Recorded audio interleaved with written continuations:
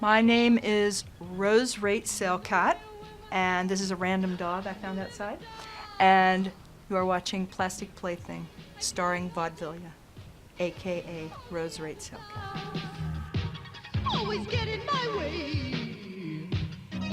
I don't walk and I was a writer forever, and I went to New York City as a writer and worked for the Village Voice and worked for various magazines and newspapers. And somewhere along the line, I did an interview with Barbie, and it ended up in the Village Voice. And then I decided, why don't I perform Barbie on stage? And so I performed Barbie on stage, and Barbie on stage, Rose Does Barbie, morphed into Vaudevillia. I started writing songs. I'm like, I can write poems, I can write lyrics.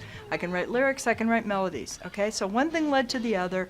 And at some point, while I was hanging out in the clubs in the 80s in New York City, Danceteria, Pyramid Club, I ran into this photographer. He was always taking pictures of the nightlife in New York. I ran into the photographer, and he kept taking my picture. I went to his studio, and then I said, could you make a music video? And he's like, you know what? I've never used a camera, but I'll go buy a camera. So he bought a camera, and together we shot Plastic Plaything. And we shot it at a doll factory in Brooklyn and at a club in the East Village in New York City in the 80s. That's very kitschy. It'll always be something. It's always left field. It's always odd. It always captures people's attention. It's got a whole bunch of YouTube viewers. It's weird, filmed in a doll factory in a bathtub, that's not the norm. And when I used to perform in clubs in New York, I just call up and say, I use toys and dolls from the 50s as my props for my songs.